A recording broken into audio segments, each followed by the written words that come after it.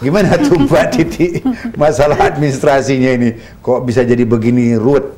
Iya, memang tadi kan disinggung kalau pajak memang sudah diamanatkan oleh Undang-Undang Dasar 45 Pasal 23 itu harus dipungut berdasarkan undang-undang. Artinya bahwa di sini pemerintah tidak boleh semena-mena memungut pajak. Ini sebetulnya menghindari dari pungli gitu, Pak.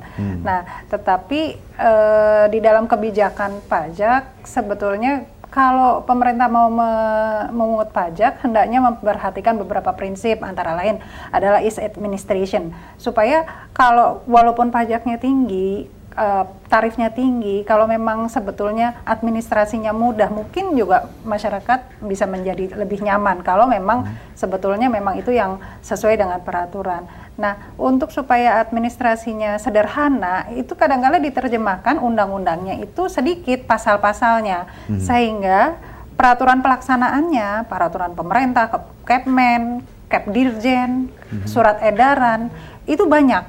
Dan kadang-kala ada juga yang kadang-kala tumpang tindih atau bersinggungan atau sama sekali tidak sinkron. Ada lagi juga surat Dirjen Pajak. Jadi kalau wajib pajak ingin menanyakan sesuatu mengenai transaksi, mengenai ketentuan pajak terhadap kewajiban pajak mereka, mereka boleh mengajukan surat. Nah, surat itu kadang-kala dikeluarkan oleh satu divisi, katanya direktorat tersendiri gitu, direktorat PPH ataupun PPN. Nah, kadang-kala antar wajib pajak yang transaksinya sejenis diterbitkannya mungkin berbeda. Nah, ini yang kadang-kala kalau sebagai wajib pajak kan kita semakin pinter ya, kita harus membandingkan nih peraturan yang ini, peraturan ini, surat dari sini, surat dari sini. Nah, kalau misalnya itu berbeda, itu kan menimbulkan ketidakadilan gitu ya. Nah, yang bisa dikerjakan wajib pajak apa tuh sekarang cara menguji yang tadi segala macam begini di pengadilan? Apa sih yang kerjakan? Sebetulnya di dalam proses keberatan wajib pajak itu sudah mencoba untuk menggunakan haknya melalui berbagai peraturan yang terkait.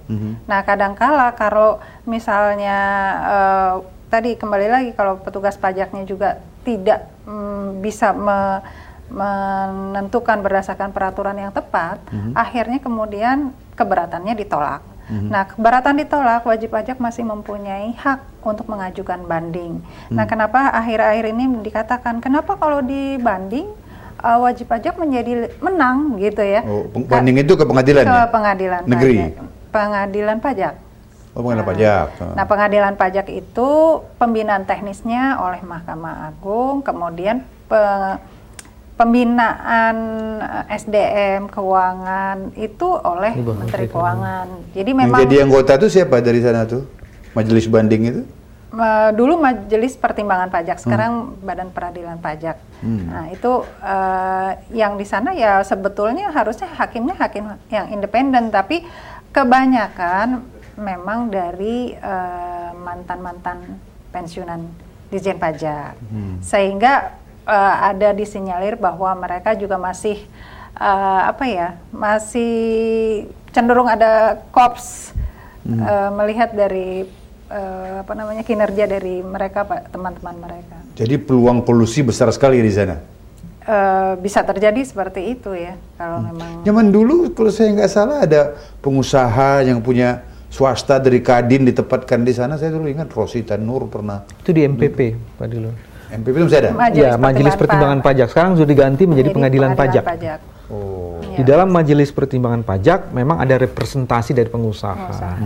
Itu sebagai representasi dari wajib pajak. Tapi sekarang di Pengadilan Pajak ya semuanya harus orang-orang hakim di situ.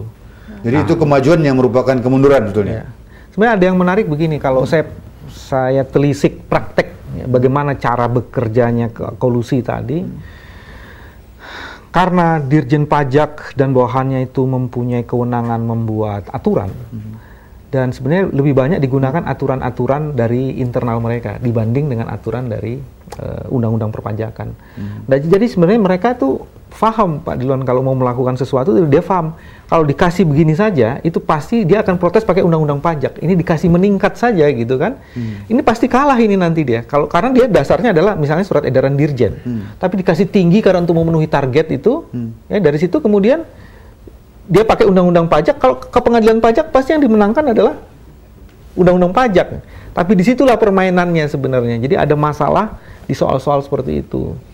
Kalau itu di kontesnya ke konstitusi ya. Ya. Kalau yang lebih rendah dari itu ini peraturan ini tempat kontesnya ada nggak nih? Di Mahkamah Agung judicial review juga. Oh, jadi dia harus diuji peraturan ini diuji dengan undang-undang tapi menggunakan Mahkamah Agung namanya juga judicial review. Nah, udah pernah itu dikerjakan itu?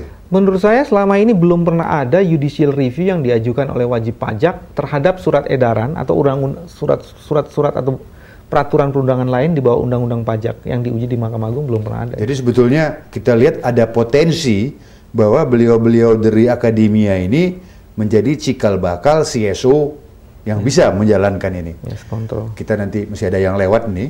Pemirsa jangan kemana-mana, tetaplah dengan kita. Bentar lagi ada pariwara yang melewat, tapi kita akan bertemu kembali.